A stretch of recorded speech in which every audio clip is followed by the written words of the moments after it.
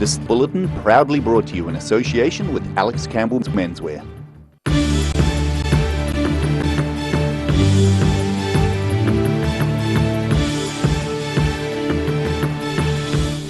Tonight on The South Today, Prime Minister Jacinda Ardern has hit out at the company responsible for storing potentially toxic waste in Mataura. The devastating effects of last week's storm were made clear after a visit to Fiordland by the Civil Defence Minister yesterday.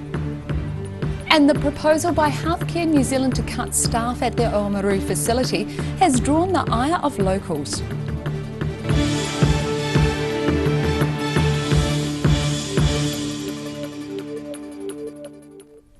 Kia ora, good evening, I'm Melissa Barton.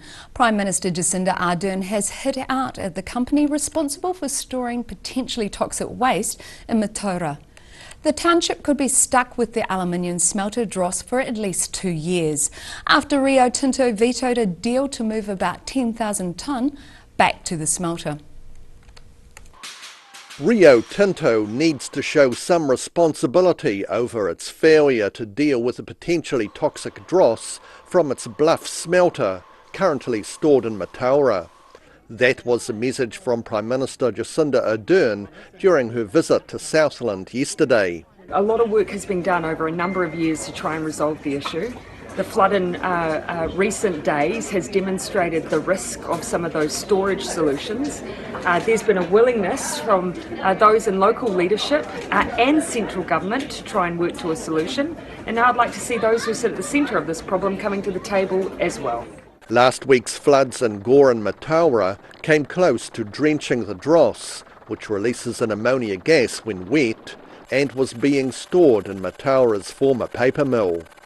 This week the board of Rio Tinto, which owns the smelter, vetoed a deal to move about 10,000 tonnes back to the smelter, meaning Mataura could be stuck with the smelter's waste for several years. The government says legal action could follow. We were only days ago in a position of believing that we had a resolution, so obviously there's some things to be worked through still.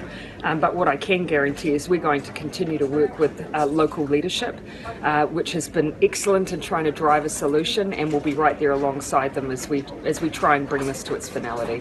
As for the smelter waste, the dross is being stored at 4 other Southland sites, in Invercargill and near Bluff. 3 are privately owned and 1 is owned by the Invercargill City Council. In Southland, The South Today. The annual roar of hundreds of motorcycles echoing off the frozen hills of the Ida Valley will soon be a memory. The 40th Brass Monkey Rally at Oturahua this coming May is set to be its final run. The event has become one of New Zealand's longest running and best known motorcycle rallies. It is understood a lack of younger riders and increasing bureaucracy have been the key factors in the rally's demise. The Central Otago District Council confirms that a special liquor licence was required, as are various other permissions. The rally has been held since 1981 at Idaboom Dam over Queen's Birthday weekend, usually in freezing conditions. It has previously attracted up to 2,000 motorcyclists, but last year this dropped to under 1,000 riders. The devastating effects of last week's storm were made clear after a visit to Fiordland by the Civil Defence Minister yesterday. The Minister was in a group of people who flew in to survey the damage. Getting a bird's eye view of the damage following the recent severe weather event, which left the area in a state of emergency, with roads washed out, blocking access to the remote tourist destination. Civil Defence Minister Peeni Henare spent several hours in the region on a fact-finding mission, which he will report back to Prime Minister Ardern and Cabinet. We can have a good visual of the impact of the weather event last week, and helps me report to my powers, the likes of the Prime Minister and others, and more importantly to meet with the people who actually served in the response to the emergency. The helicopter was scheduled to land in Milford Sound, but the weather closed in, preventing a safe landing. The decision was made to land in Siano instead. Walking through Tiano today with Mayor Tong, he's encouraged that there are people out and about, there are tourists back in the town. It was a ghost town last week, but he was encouraged. But, there's a long way to recovery. The minister says some people in the township are managing to trade as usual, but many are still unable to do business. It is a mixed bag. There are people who it's almost business as usual, and then there are others who are adversely affected, and I think over the next week or so, possibly even longer, in my discussion with Sarah and Madeline, we might get a better picture of exactly what the impact might be for those businesses. During their flyover, the minister says there are some encouraging signs, but says there's still a lot of work to be done. It's encouraging to see so much heavy machinery there already working on trying to get the place open, but the reality is there's a lot of work in front of them. A single lane route to Milford is expected to be open by the end of the weekend for four-wheel drive vehicles to provide access to essential services. However, this depends on how bad the weather is, as a storm is expected to hit the south over the weekend, bringing more rain and severe gales on Sunday. In Siano, the South Today. Doc is appealing for information following the death of a sea lion and her pup after they were hit by a vehicle near Balclutha. 8-year-old Matariki and her 1-month pup were hit by a car while crossing Kakapoint Road on Wednesday night. They were found badly injured by a passing motorist who notified Doc.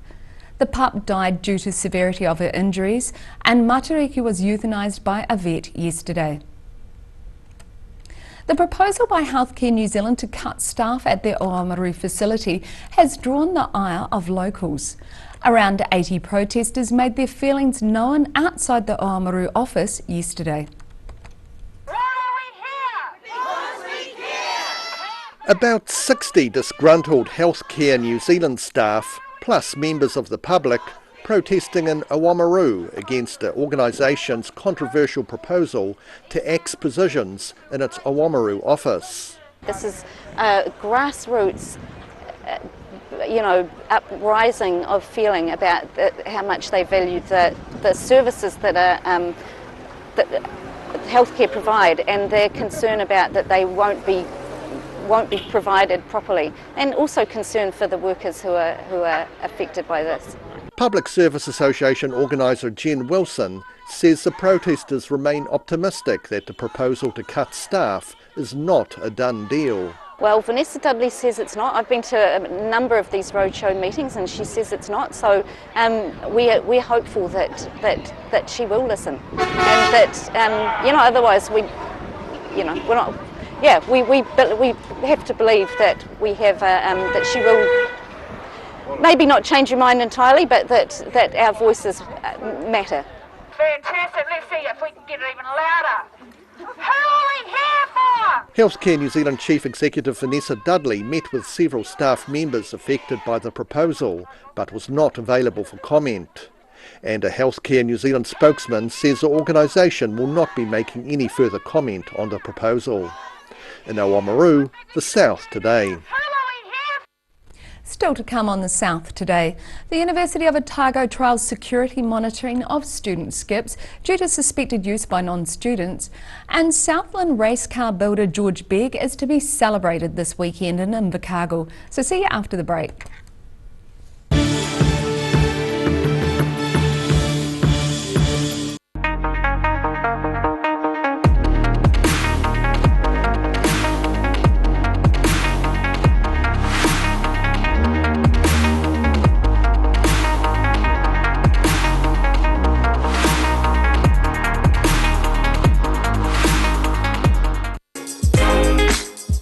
Larnac Castle is proud to showcase their new retail space.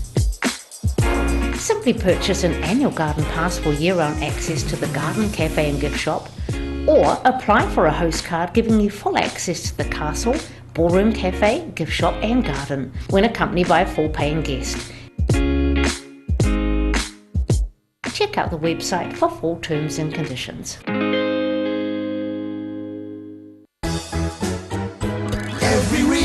Every season, we're proud to dress the region.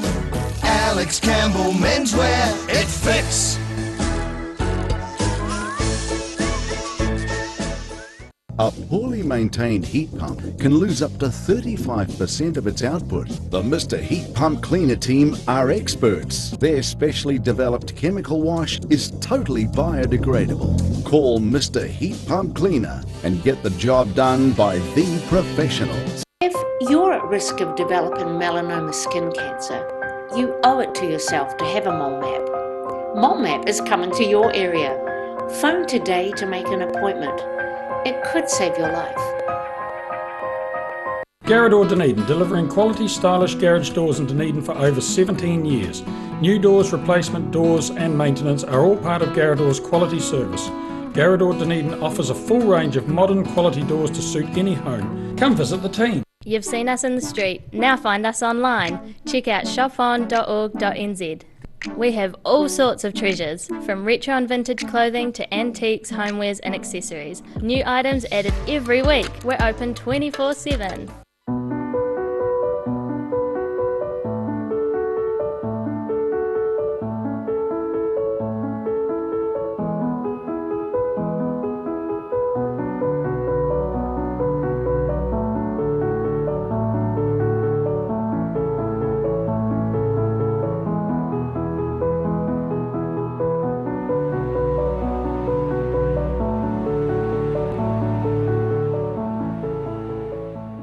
If you're suffering from sciatica, lower back pain, hips and pelvis and knees, this technique will work wonders for you. The energy flow is transmitting through the muscles. Come and see Sunny Chin. Step into Ross Cafe, located at Ross Home in North East Valley. We have a great range of hot and cold food, friendly service and a warm atmosphere that you are sure to enjoy. We look forward to serving you soon at Ross Cafe.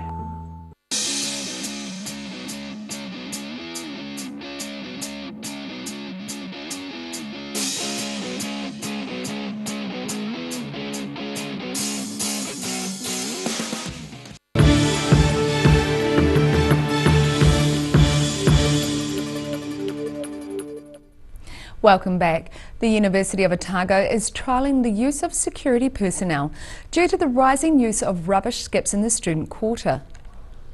Allied Security will supervise 11 skips in the student area over the next 3 Fridays. The university says the security will ensure only student waste and general waste, including furniture, will go into the skips.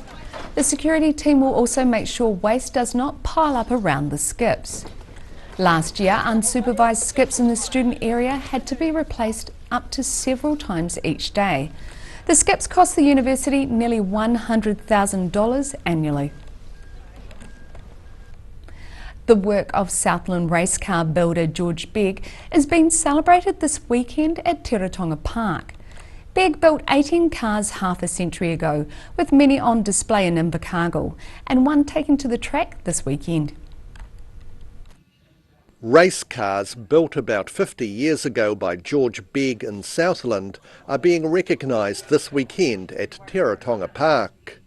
Invercargill's Motorcycle Mecha Museum already has most of the 18 cars George Begg built between 1964 and 1974. And we've taken it upon ourselves to try and get all the surviving cars that are around to put on display to celebrate the great things that George achieved for motorsport in that 10-year period. To celebrate this weekend's inaugural George Begg Classic Speedfest, one of Begg's historic cars has been brought down from a museum in Fielding by Tim Rush to take part in the event. He says the valuable machine is not going to be run at full speed so as to reduce the chance of damage. We're driving it at the back of the field, enjoying it and having fun and showing it to the public.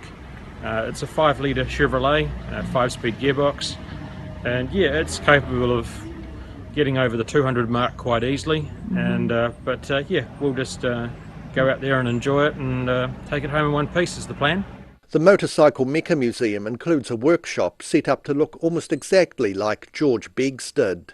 And museum owner Scott O'Donnell says what Begg achieved in this workshop half a century ago remains impressive. Most people in Southland are mechanical by nature because we're a provincial province. And George was producing world-level cars from a small garage in Drummond. I mean, it's a great story. As for the car from Fielding, it might just get to stay on display in Invercargill for a little longer. People here are trying to negotiate staying here a little bit longer in the museum. Depending how the weekend goes, we may leave it here or we may take it home. We haven't fully set our plans yet, but there is quite a few cars in the collection here for people to come and look at, and yeah, it's quite a spectacular thing. In Invercargill, the South Today. A fascination with retro fixtures is the starting point for a new art exhibition by a visiting Wellington artist. Emily Hartley-Scudder uses 70 kitsch as a backdrop for her artworks, which has been recently acquired by the Dunedin Public Art Gallery. Emily Hartley-Scudder has chosen to use a retro-style bed to display Erica Van Zon's sculpture, which consists of various little items on a yellow towel. Hartley-Scudder was commissioned to create these dioramas, or environments, as a unique way of exhibiting 8 recent acquisitions from the Dunedin Public Art Gallery's contemporary collection. So it was a bit of a challenge, and I am interested in the environments in which artworks sit, and especially the domestic kind of environment. So I was thinking about creating site-specific installations around each of the collection works. Echoing Erica Van Zon's sculpture, Hartley-Scudder has sourced some of the same yellow fabric to create this matching towel on a rail.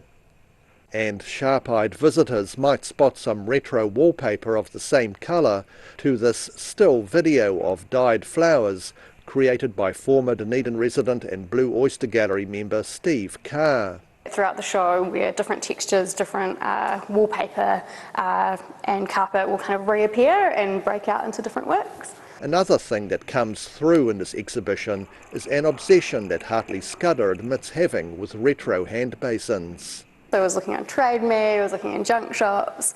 I find something really interesting about them and about the material qualities, but also what they, I guess, represent. I think I spend a lot of time in the bathroom, brushing your teeth, washing your face, and all of that. The exhibition, Additions and Alterations, runs at the Dunedin Public Art Gallery from this Saturday until the middle of the year. In Dunedin, the South Today. After the break on the South Today, the new railway station pedestrian mall concept receives a green light. And we take a look at what the weekend's weather has in store for you. So see you after the break.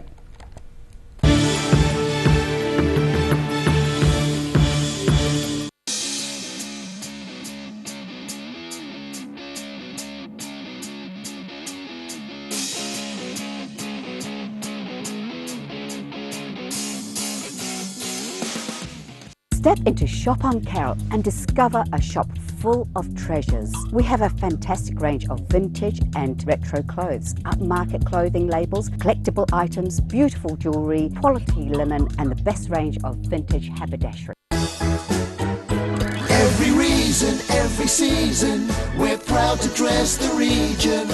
Alex Campbell Menswear, it fits.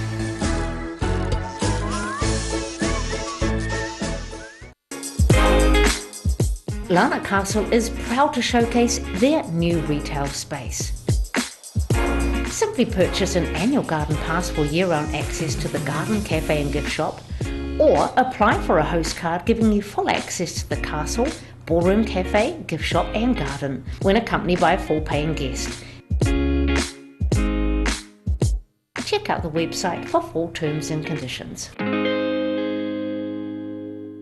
Garrador Dunedin, delivering quality, stylish garage doors in Dunedin for over 17 years.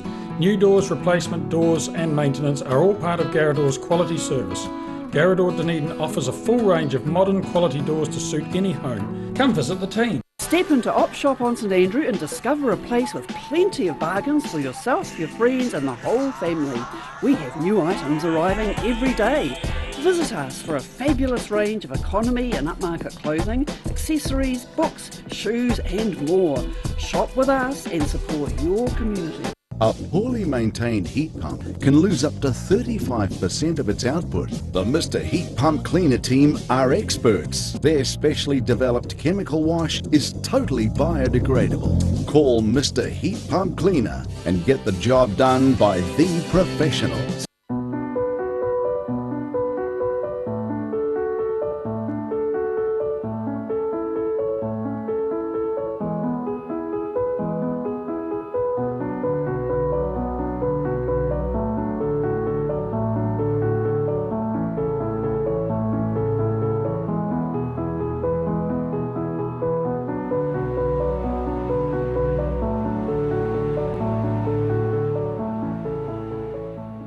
If you're at risk of developing melanoma skin cancer, you owe it to yourself to have a mole map. Mole Map is coming to your area.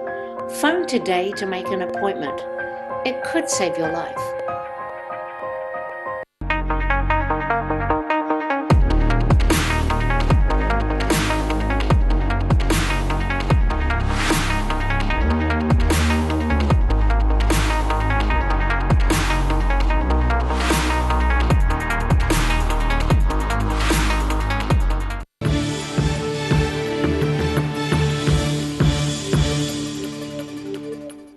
Thanks for staying with us. The new railway station pedestrian mall concept has been trialled twice with feedback and formal consultation, indicating strong support for the change. And now the changes have been made, with shiny new bollards blocking vehicles from both ends. Safely leaving their workplace. Contractors finished these shiny metal bollards around lunchtime, after the council decided to permanently pedestrianise this section of road in front of Dunedin's historic railway station. Walking tour guide Athol Parks was one of those who supported the idea of erecting bollards at the station and says it's just in time. Well, I have to be supportive because I did actually advocate that we close this off to traffic, and I guess the principal concern was health and safety for me. I'm often down here and I think it was a miracle no one was run over. 4 coach parks will be provided at either end of the station, on Castle Street between Railway Station and Toitu, and 2 at the southern end of Anzac Avenue near Castle Street. The council decided on the bollards following the majority of public opinion, but Parks says not everyone's happy about it. I know some transport operators are a little bit frustrated, but yeah, hopefully we can manage the situation. The changes, including the bollards and signage, took about a week to complete. One regular tour coach driver is Alex Cho, who's a supporter of the changes, as he says it'll help passengers enjoy the view. Because sometimes the big coaches parking here, stop here, maybe block the view. It's a very shame, you know. But it's good for the people can walk through and can see this better. Tourist bus passengers say the improved view is well worth a few extra steps. All right, we've got a bit further to walk from where we had to park, but at least I can get over there and take a photo without having a tourist bus to the road. The council says there will be 6 mobility and short-term drop-off pick-up parks at either end of the station, and cyclists will be able to ride straight through. In Dunedin, the South Today.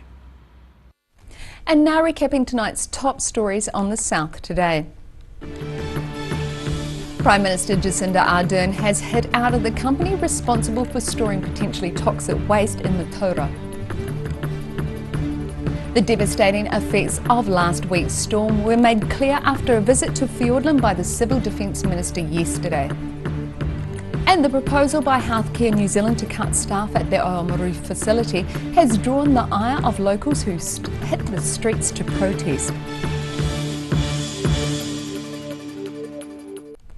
And now look at what's happening in tomorrow's ODT. Welcome, Greg Page. What have you got for us in tomorrow's paper? Good evening. Saturday paper, of course, so plenty of reading. It's always a good one. It is a good one to pick up. Good way to spend your morning. We've got one of those murder mysteries, unsolved police stories. Our reporter Daisy Hudson's had a look at the disappearance of Timothy Pritting, who went missing about 25 years ago. In 2003, the coroner ruled Mr. Pritting was dead, although his body's never been found. So Daisy's caught up with his father. His mother sadly died now, and the police as well, to sort of look back on his disappearance and what might have happened. Police are adamant he was the subject of foul play. He was involved in some minor drug dealing around town. They think that was a factor in his disappearance and death. They also think they know where his remains are, and it's just really a matter of finding them. And they also think they know who's responsible for his death. It's really just a matter of getting the evidence together to push that. So they're confident there will be an arrest at some stage in the future. So a really good story from Daisy, and well worth a read on that. And hopefully put some completion for the family. Yeah, his dad's in his 90s now, and he said his wife died without knowing what happened to his son, and he fears he may be the same. So it would be nice to get a resolution, that's for sure. Now, last Saturday we carried a cute story about a turtle that was fished out of Steamer Basin by some people. The freshwater turtle. That's what it is. It was on its last legs in the seawater. They don't seem to like that too much.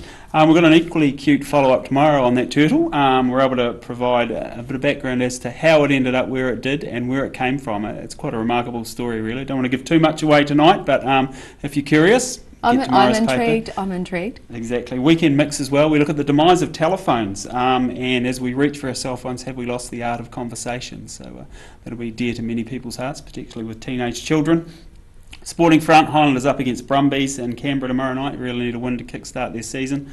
And Otago cricket team, they're in the final against Auckland. We have a look at that on matches on Sunday. We have a look at their chances there. Well, there's something for everyone in this weekend's paper. Lovely, thanks, Craig. And you can catch all of that in tomorrow's ODT. And now it's time for a look at the weekend's weather. Tonight's weather proudly brought to you by Mole Map. Starting with the southern view, Dunedin's railway station bollards, which were set in place today. Looking at the situation, former tropical cyclone Uisi moves rapidly across the Tasman Sea tomorrow and lies off the Fiordland coast on Sunday, bringing rain and strong winds to western areas. The ex-tropical depression will weaken and stall near the far south for a few days, with warm, humid air remaining over the region for a few days. Starting off at the northwest of the South Island, Greymouth and Westport are looking at cloudy skies with a high of 23 degrees. Across to the northeast, Nelson and Blenheim can expect some clouds and 24 degrees.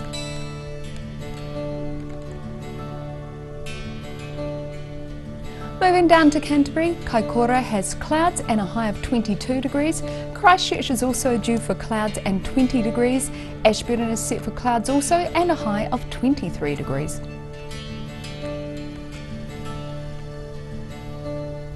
To the southern towns, the Catlins, Balclutha, Lumsden and Gore can all expect fresh northeasterlies with some cloud increasing and a high of 19 degrees. Heading to central Otago, all towns in this area are set for fresh northerlies with high cloud. Wanaka and Alexandra reach 21, Queenstown 20 and Te Anau 19 degrees.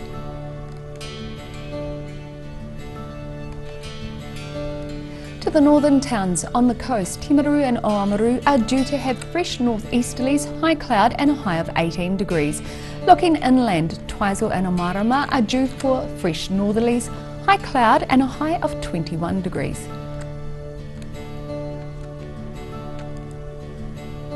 In Dunedin, it's going to be cloudy with breezy northeasterlies tonight and an overnight low of 10 degrees. Milder tomorrow with sunny periods and high cloud, with northeasterly winds becoming strong and gusty, a high of 18 and a low of 15. And there's rain on Sunday morning, clearing to a dry but cloudy afternoon, with moderate to fresh northeasterlies, a high of 18 and a low of 14 degrees. And in Invercargill, fine tonight with an overnight low of 9 degrees. Cloud increases during the day tomorrow with northeasterlies becoming gusty, some rain developing at night, a high of 18 and a low of 15.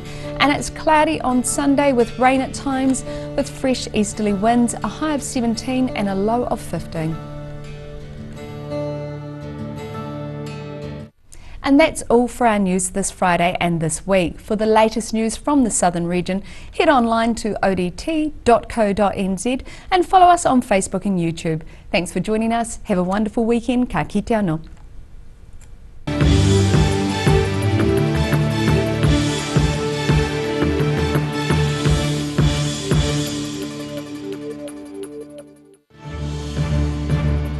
This bulletin proudly brought to you in association with Alex Campbell's Menswear. Supporting local content so you can see more of New Zealand on air.